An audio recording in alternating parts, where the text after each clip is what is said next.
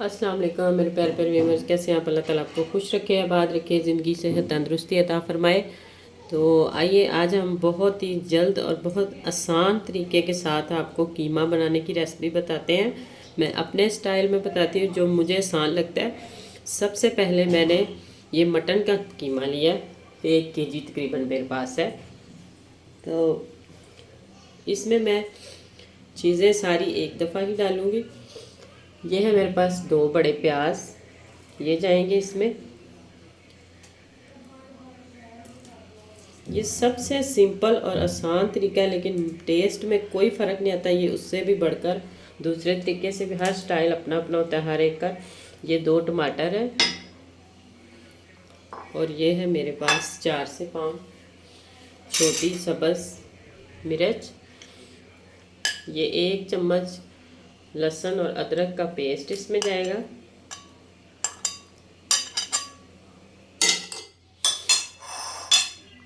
اور دوسرے مسالوں میں سے یہ اس میں میرے پاس چھوٹے ہیں تیز پات، آپ یہ 3 سے 4 ڈال سکتے ہیں۔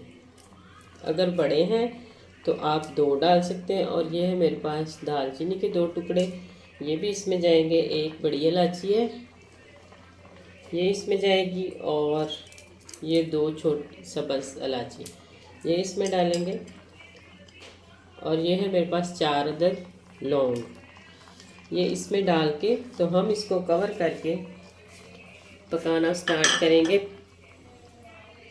تقریباً میڈیم ٹو لو آنچ پہ ہم آدھے گھنٹے کے لیے اسے پکائیں گے۔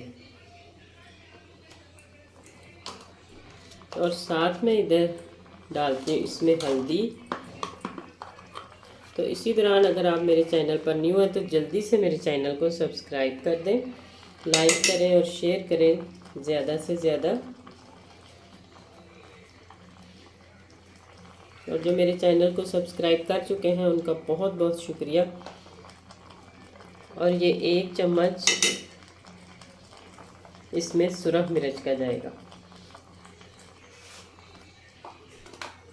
تو اب میں اس میں 1 گلاس پانی ڈالوں گی، کیونکہ بیف کا قیمہ جو ہوتا ہے وہ تھوڑا سا زیادہ سخت ہوتا ہے، اور جو مٹن کا وہ تھوڑا اس سے جلدی گل جاتا ہے۔ تو اب اس میں 1 گلاس پانی ڈال کے تو ہم اس کو تقریباً آدھے گھنٹے کے لیے جو وہ میڈیم ٹو لو آنچ پہ پکائیں گے۔ تو یہ دیکھیں، میں دھونے کے بغیر کبھی بھی قیمہ جو ہے وہ نہیں بناتی۔ اس میں ڈال کے آپ باریک ٹوکری ہو یا باریک کوئی چھنی اس طرح کی، تو اس میں آپ اچھے سے دھو کے تو پھر بنانا سٹارٹ کریں گے۔ تو اب میں نے اس میں 1 گلاس پانی بھی ڈال دیا۔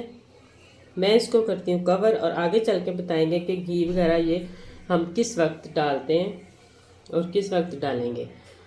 تو اس کو پکنے کے لیے آدھے گھنٹے کے لیے چھوڑ دیتے ہیں۔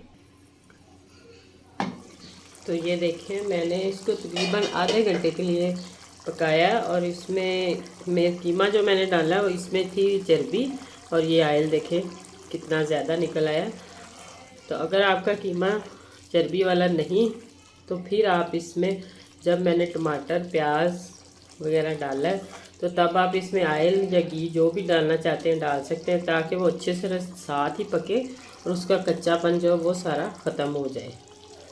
تو اب میں اس میں ڈالوں گی اس وقت مکھن۔ اس میں دیسی گھی ہے آپ کے پاس تو وہ بھی ڈال سکتے ہیں، اگر مکھن ہے تو وہ ڈال سکتے ہیں۔ میں تھوڑا سا ڈالوں گی جس کے ساتھ ذرا یہ زیادہ ٹیسٹی بن جائے۔ تو 2 چمچ میں نے اس میں ڈال دیے۔ تو اب میں اس کو تقریباً جو ہے وہ 10 سے 15 منٹ تک اچھے طریقے سے بھونوں گی، اور پانی بھی خشک ہو جائے اور ٹماٹر اور پیاز بھی بالکل اس میں میچ ہو جائے۔ جتنا ہم بھونیں گے اتنا ہی یہ مزے کا بنے گا۔ تو یہ دیکھیں، میں نے اس کو تقریباً 10 منٹ 15 اچھے طریقے سے بھون لیا، اور یہ آئل اس نے چھوڑ دیا ہے۔ تو اب ہم اس میں مسالہ ڈال لیتے ہیں۔